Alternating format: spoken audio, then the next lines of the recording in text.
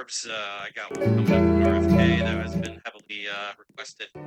So all kinds of good stuff coming up. Thank you so much for your time. Appreciate it here today, and I hope everyone gets a kick out of you. Bravo, thank you, Professor Dave and myself. I feel like I always get comments like, Milo, I don't know how you have like this level of patience. Why are you giving them so many chances? Then when I watch Dave's videos, there's comments that are like, holy shit, dude, you fucking killed him. Frankly, when I started out on YouTube, I'd find some punchy than I am, but I guess Dave is the exception that proves.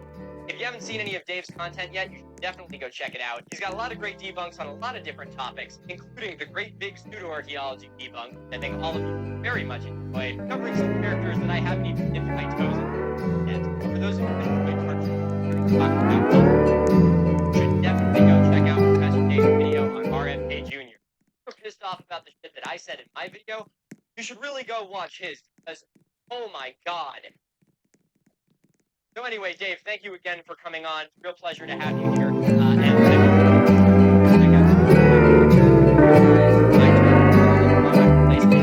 gonna say anything. Not even gonna say, oh, it's me again, the guy that you... I know you're thinking, oh, well, it's or something like that.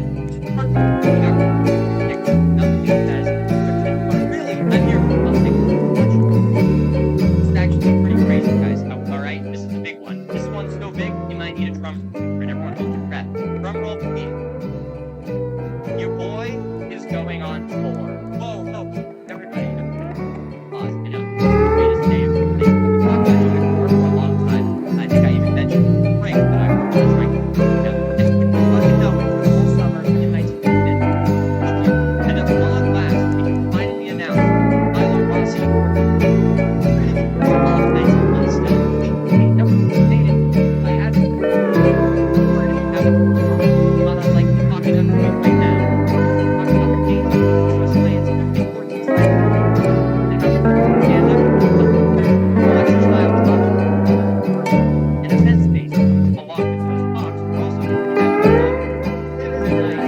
I'm a goddamn nerd. Love doing this so much that I voluntarily committed my tour, so I have to ask the same goddamn question. Like, 10 nights. A lot of the rookie nights are going to be telephone, bars, and there's going to be fucking fun. The only thing that's more fun than drinking in person. Okay, I see. I'm going to come out right now. Burning question. Where and when? That's the question. Just to narrow it down some of the venues. We do have the dates and the cities. The dates will be on screen here. So all you know, we're going to crossing the border into Connecticut. Stops in from there, I will launch my former college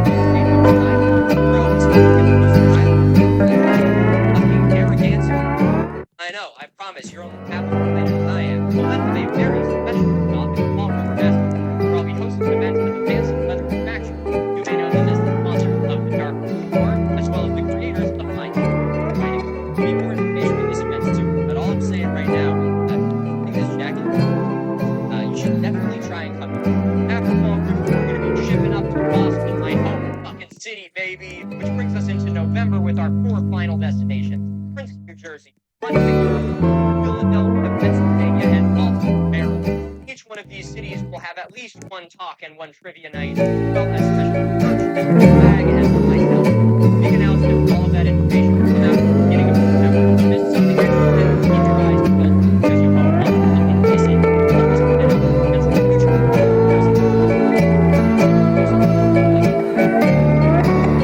Let's see that and more. Okay, now we're going to go check out the first description. We got stickers.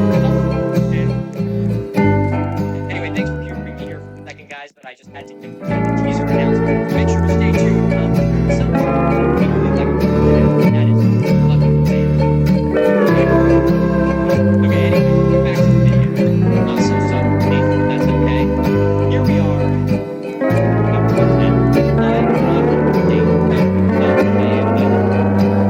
I want nothing more than to go back to making fun videos that aren't 2 hours.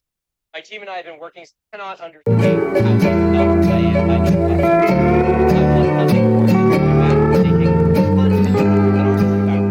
My team and I have been working since January on a video about Poverty Point, and I think it's safe to say that all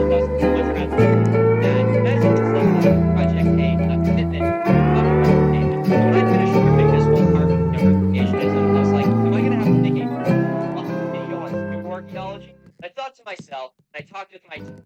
We thought, absolutely fuck. So I started looking at this archaeology and I noticed something that was actually, and that is, they're even worse than I thought. And they're not even doing their own video on it. So I am very excited to find the Shane Live. Because it's time for the pseudo archaeology.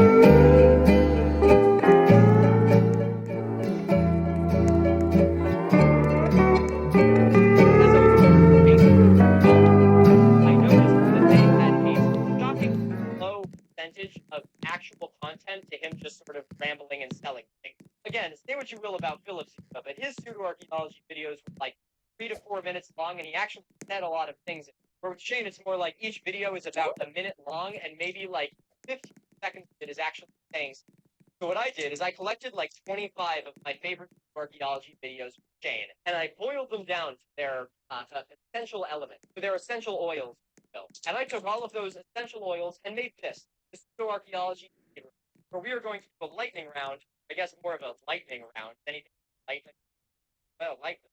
You're making a 3-part series where each part is 2 hours long. There's no such thing as fucking lightning. There's no such thing as lightning. Oh my god! Did you know that the ancients used to believe that lightning could increase your fertility? Modern men's sperm count. Now, honestly, it was a little bit tough for me to trim the fat off because most of the things that he says in his videos are his little like, things like this. Ancient mysteries that contradicts the official narrative. And there's a bit of a cover-up going on already.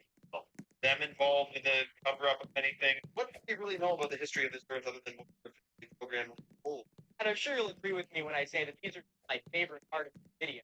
So I also took all of this fat and boiled it down into its own essential oil for a glorious grand finale fireworks display of craziness at the very end of this video. But before we get to that, I'm going to use this opportunity to flex my archaeology debunking muscle with all of these points that I've debunked a million times over by speed running through like 25 fucking videos.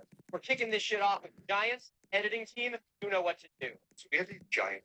The doors were giant because they looked cool and they were on buildings that were also giant. They're also only a few hundred years old, so if human giants were involved with them in any way, we would have a lot more evidence than just big fucking doors. Newspaper of the 1800s.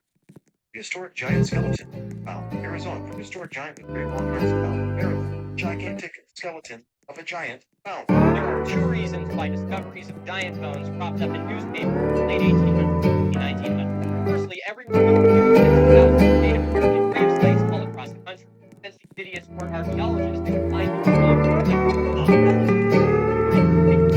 flex on your neighbor. The second reason, and I cannot believe I have to explain this to Shane of all fucking people, is that the job of the newspaper is not telling the truth, it's selling newspapers. The newspaper market was really competitive at this time, so if newspapers ran articles like this, they'd sell more papers, make more money. It's crazy to me who doesn't shut up about the corrupt Main Street yet, but his 100% faith in an issue of the Santa Fe New Mexican from 1910. Smithsonian Institute comes along, proves them up, says, "Gotta check, make sure they're authentic," and then they. The claim that the Smithsonian Institute destroyed giant skeletons comes from a thank you. fake website called the World News Daily Report. Even though this is essentially like quoting The Onion, conspiracy theorists regurgitate it constantly because they are sheep, blindly trust anything that supports their pre-existing anti-intellectual